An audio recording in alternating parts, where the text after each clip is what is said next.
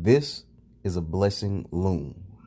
A few days ago, I was approached with a business opportunity. Someone asked me how would I like to receive $11,200 from a $1,400 investment.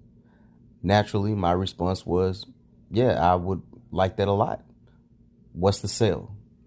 And they proceeded to inform me on this whole blessing loom system. The blessing loom has many varieties, many different terminologies associated with each one. I think every time they start a new one, I think it's one of the initial steps is to get the terminology and create a game around it and make the game sound simple enough up front, but fail to explain as things progress how complicated things will become. And so what I wanted to do in this video is break down how complicated things can become.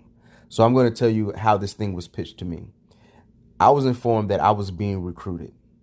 I was one of two people being recruited by the person recruiting me. So as I came in to the blessing loom, I was relegated to one of these quadrants. Let's look at the upper left quadrant. My recruiter was on the green.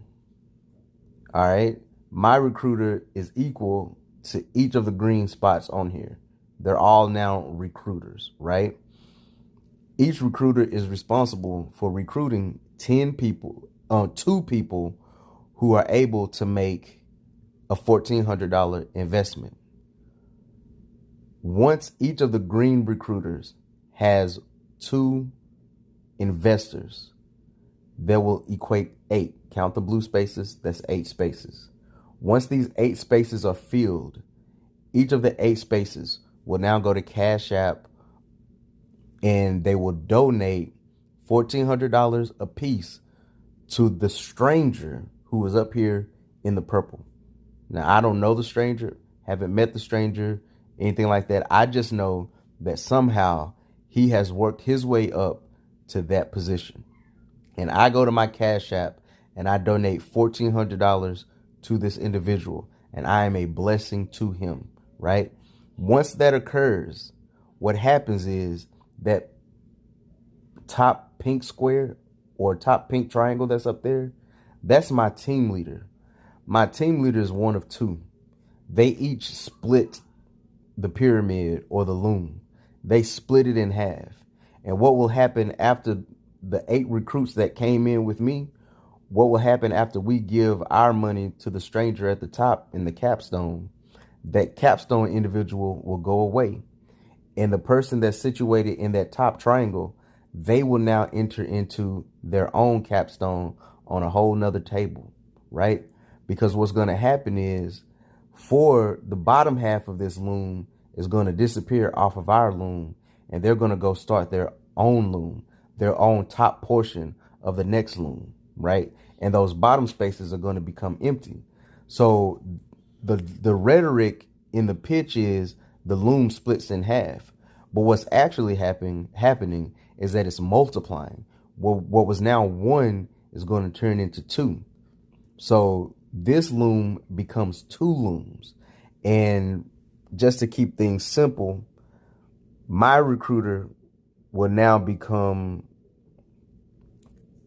one of the pink triangles, because the top half is split in half. So the 2 green on the top, they will now become the 2 pink on the next board. And the 4 blues on the top will become the 4 greens on the next board. And on our next board, the 4 of us at the top of this loom will now be responsible for recruiting our own 2 brand new investors. And that's our job. We're now recruiters. We go out and we recruit 2 more investors, right? And then once again, once all the blue is completely filled, they will now donate $1,400 to the purple person on the purple now, whom I still don't know. I still don't even know who this person is based on when I came in. This person in the purple, I just know that they're higher than me when I come into the game. But now they're receiving their blessing from the 8 people that me and the 4 other recruiters went out and recruited. And what's going to happen again, We're going to split this thing in half, essentially multiplying by 2 yet again. And the 2 greens at the top will now become the 2 pinks on the next table, right? The top pink will become the capstone on the next table. And the top 4 blues will become the 4 greens on the next table. And the 4 greens are essentially the recruiters, and they will have to go out and recruit 2 more blues apiece until all those are filled. By this time, now I'm finally to a point where I know the person who's at the top of the board, because they more than likely are responsible for recruiting me. But the people at the bottom do not know this individual. They don't know me. I'm too far at the top. They know the person that recruited them, right? And now once they have 8, once it's 8 of them, they're going to give their money to the person at the top. Now, this seems simple enough when you're focusing on one deal. But there's one question you may not have asked yourself yet. And that question is, when this thing got started, who did the top half of this pyramid donate to? And that's when you got to start thinking like a criminal, because this whole thing is illegal. This is a Ponzi scheme / pyramid scheme that has absolutely no product. This is highly illegal. So immediately, once you think to yourself, when this whole thing got started, who did the people at the top half of the pyramid pay? They paid nobody. So now let's start thinking as a criminal. I'm a criminal. I want to do this Loom deal, whatever the hell I want to call it, this blessing Loom. I want to do it. But $1,100 ain't enough money for me to be out here committing crimes over. So what I'm going to do, I'm going to turn this I'm just going to start off with 8 different tables. Now, because I'm starting off with 8 different tables, now that's 8 times 8. I got to find, for each one of these tables, I got to go out and find 8 investors. That's 64 investors, right? So I can't do that by myself, right? So me, I know I'm going to be at the top of this thing, but I can't go get 64 people by myself. Let's say I can't do it. Some people out there, they're networking. Maybe they got 64 people that they can convince to give them $1,400. But I'm going to say I might need some backup, and I'm going to go and get 2 of my best guys who I know are just as charismatic as me, who have just as many people in their Rolodex as me. And between the 3 of us, we can find 64 people to come in on this, right? But now we see that we still have these green recruiters there. Well, what do we do about that? Who knows, man? Maybe we go out and find a handful of real life people to support us and help us get these 64. Just a handful, not too many, because the more people we get, the more money we got to split, the more different ways we got to split the money. So if we can, we won't put anybody that's real in these slots. We'll just have a bunch of pseudonyms going in these slots, fake names, get online, get some fake headshots. So in case people start asking questions, maybe we have some people who are trying to do some investigating, and they're looking to see to make sure things are real. We'll go get some fake pictures, put them next to some fake names. All right. But at the end of the day, the people in the green don't have to be real at all. And if I'm being really real, the people in the purple, in the pink here, don't have to be real at all either. The only person that has to be real is me, because it's my scheme. All right, so now we got our fake people set up. All right, so we already starting off. This is how easy it is to start off a blessing loom. I have all these people in place on these blessing looms. 1, 2, 3, 4, 5, 6, 7 times 8. I have all these people on these blessing looms. And guess what? I have not taken one investor's money. None of these people have made any real investment. And if there's no real investment to be made for these people, why would I bother getting real people to fill these positions anyway? Nobody's going to be asking too many questions. It's too easy for me to fake these people. All right, so now the hard part starts. This is where the hard work comes in. I got to get out here and I got to find 64 people. And this is why I might bring in, let's say, 4 or 5 other people other than my main 2, because I need some testimonials. When I get these people in one room, I need people to be able to flash large sums of money. And so that's when I might take some of my own money and pay some other people to come off the streets and then give them a script and tell them exactly what to say to convince other people that they have gone through the entire process and received a cash payout. And that's what some of these green people will do. They don't have to be on the table for real. I just give them an initial payment just to come in and speak online. If it's a Zoom call, if we're at somebody's home, just flash some cash, right? But let's say I go ahead and me and my partners, we're successful. We get 64 people. Now here, for the sake of time and on the slideshow, we're just going to fill each table up at the same time. But this doesn't necessarily have to happen at the same time. These things can happen over time. But we're able to go and get these tables filled. Well, what happens now? Like I said before, now my number one guy and my number two guy, they're going to take their halves of the tables and they're going to go create new tables. But essentially, these 8 tables are going to become 16. And 1 will take his half and 2 will take his half. 1 will take half of the fake pseudonyms that were formerly recruiters, and number 2 will take half of the fake pseudonyms that were formerly recruiters. Right? So the 4 became 2 on each new table, right? And now the eight investors are now 4 on their new respective tables. So even though we split the table in half, we've also multiplied the table by 2, which means what? Where we needed 64 investors on the last table, now we need 128. So every time we split in half, it's like the division of a cell. Every time it splits in half, it's really multiplying. And so, but when they're explaining it to you, they keep it simple. They show you one loom at a time. But it's important that you see all these looms, because every time you split in half, you're really multiplying by 2. And so where 64 investors were needed initially to pay the person in the middle, now 128 investors are needed. Let's look at it. So this is how we've all moved up. The 2 accomplices have now been granted 8 tables of their own. The pseudonyms are still there in the pink position, just there, right? The initial victims are now in the green. They're one step closer and they're feeling good. And what they've done is they've gone out and recruited. Each one of them has recruited 2 more, multiplied by 2. And when we do that, we go from 64 to 128. And that's where we are. Now, me, the original scam artist, I've received $89,000 off no investment.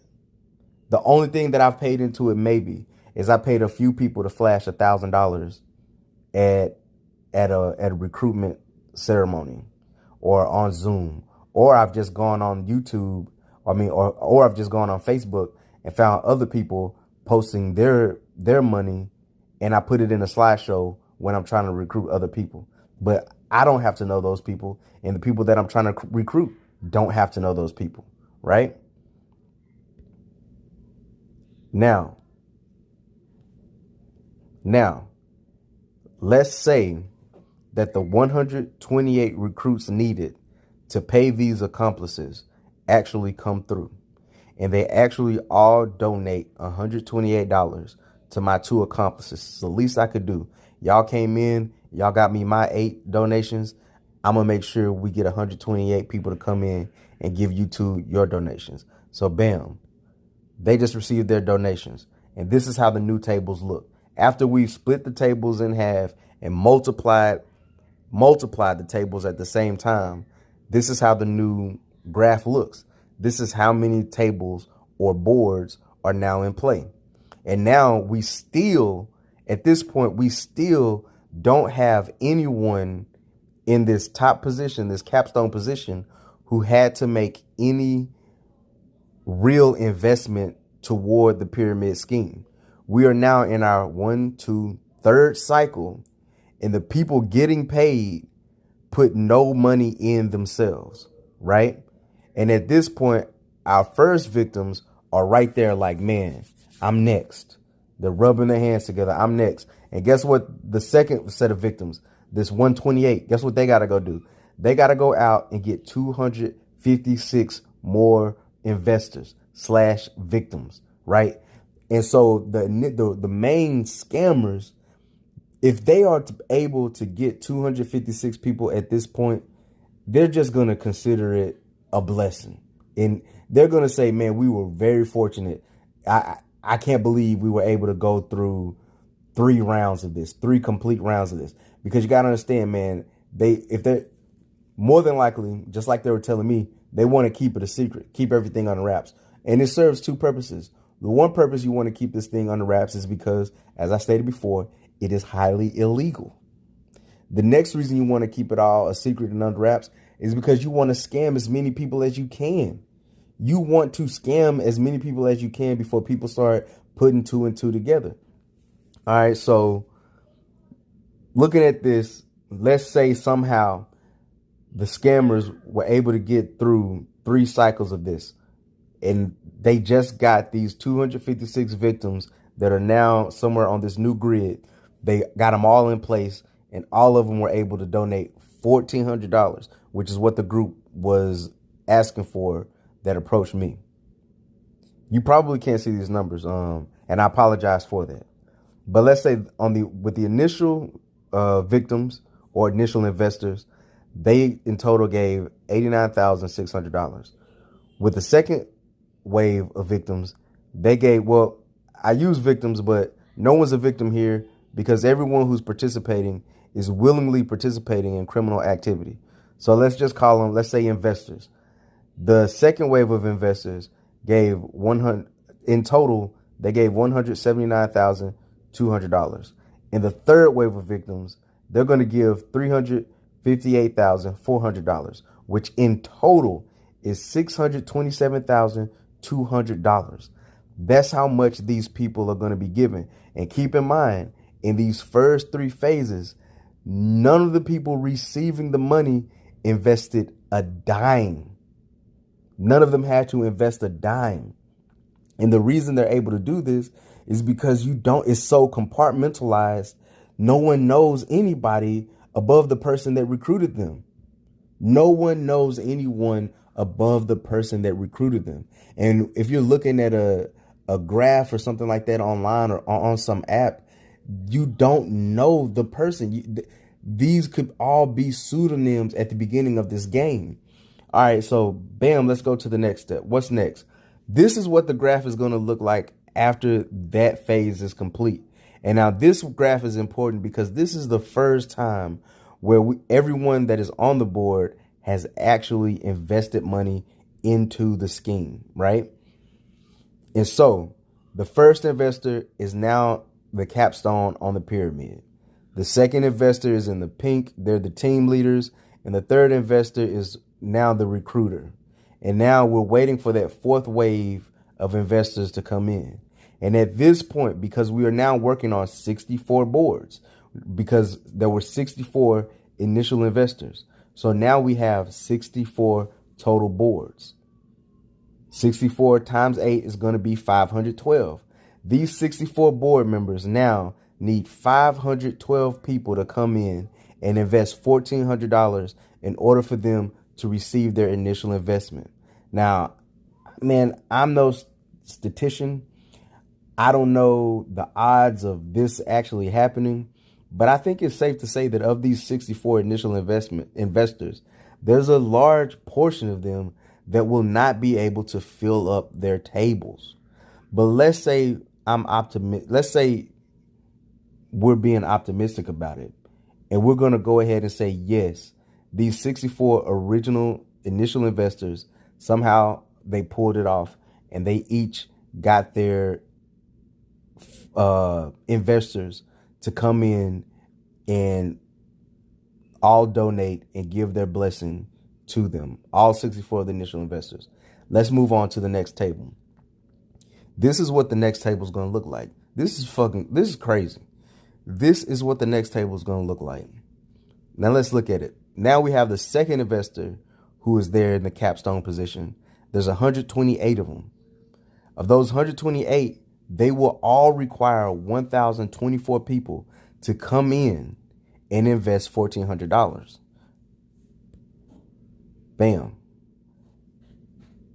The next wave, for the third wave of investors, they need 2,048 people for all of them to receive their blessing. The fourth wave of investors, they will need 4,096 people in order to receive their blessing. And for the fifth wave, they will need 8,192 people. Now, I'm going to say that this right here is the last phase that you're going to get to before this whole thing fails. The scammer does not care about getting through phase 3, 4, and 5. But if he can get through phase 2 and get his 2 accomplices their payment, then he's fine. But anything beyond that, man, this is madness. For the third investor to get his payment, he needs 4,000 people to guarantee that he's going to get it. 4,000 people have to come in and start playing this game. 4,000 people have to come play this game with them. That's insanity, man. That's crazy for you to believe that that's going to be the case. And here's the thing. You only know the person that recruited you. That's the only person on the table that you know. This shit is compartmentalized. You don't know how many people are really on the board. You don't know which level, which phase you're on. You only know the person that recruited you. So you could be investing in something that's just bound to fail. I don't know if this makes sense to you, man. I'm trying to bring this shit together, man. I figured I went after I was approached, I automatically recognize it as a pyramid scheme, man. But, they show you this right here. But they don't show you how this shit multiplies. And it's too easy for me to come in and say, man, I'm going to have 8 tables set up on the app when I pitch this thing. Let me get 2 of my partners together. Let us create these fake investors for a third round if we that lucky to get all 3 of those people to come in. And now let's go get a whole bunch of people that whatever we want to call them. We might call them marks. We might call them licks. We might call them simps. We might call them gullible. We might call them green. Whatever the hell we're going to call them, let's get them in these investor slots. And once we do that, we're going to hit that lick. Then it's going to double up. And I'm going to try to give my main 2 partners, I'm going to try to get them the same thing that I got. And if we cold enough to pull this one off, then more power to us. But after this phase, man, who gives a damn? This is where the shit goes south anyway. And if I'm smart, I ain't been using my real name up until this point anyway. So ain't nobody gonna be able to find me and sue me. Plus, this shit illegal. So if you go to the cops, you stupid, and you basically incriminating yourself. And that's how we gonna make off with this shit. I don't know, man. I don't know, man. Shit wild to me, man. I don't see it making it past phase 3. And this is even if, when you look at these numbers, man, how they just multiply. Even if the original people who started this thing, even if they were sincere in trying to make this work, it is simply impossible.